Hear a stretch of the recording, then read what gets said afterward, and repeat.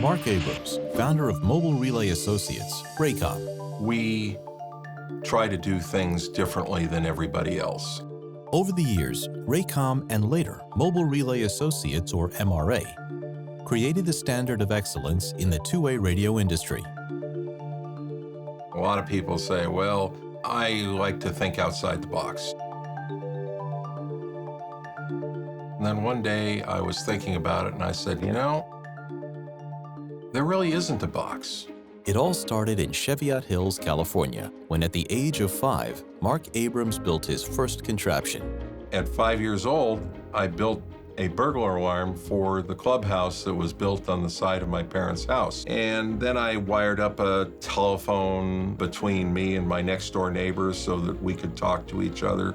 I think I was basically fairly different than most kids because I became the neighborhood television repairman. I did it all for the experience. I never really charged anybody for doing that. It was just something that was in my DNA.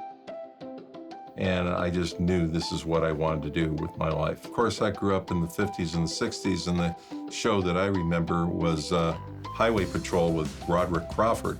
And he used to grab the microphone on his old Motorola radio and be talking into it, going 2150 to headquarters, 2150 to headquarters. 2150 to headquarters.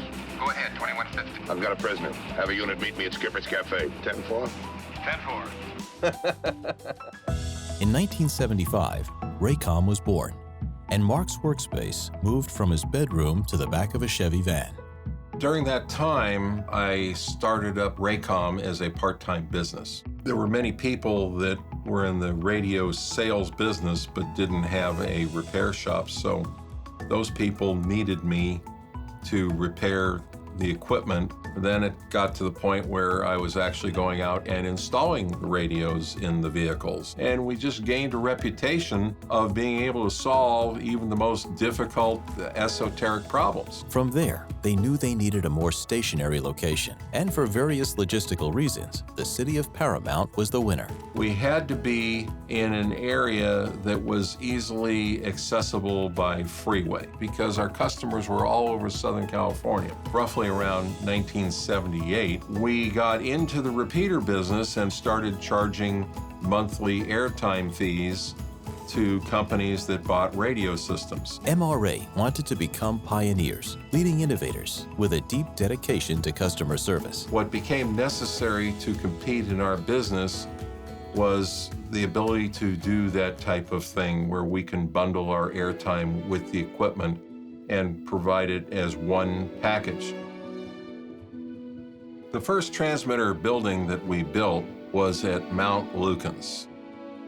We are currently operating equipment at between 60 and 70 different tower sites. We now cover from Santa Maria in the north along the coast down to the Mexican border in the south. We cover from the Pacific Ocean in the west to St. George, Utah, going to the northeast. We also head into the Coachella Valley to cover the Palm Springs, Indio area, and also into Yuma, Arizona. Mark Abrams has worked with good old-fashioned radios, and now all the way to the revolutionary Kenwood Generation 2 technology of the future. In 2009, we started with the Kenwood digital network. We've been able to build out our Kenwood system and make it perform second to none. It gives us the ability to do things for our customers that they never really expected to be able to do. There's always going to be something new. There's always going to be something better.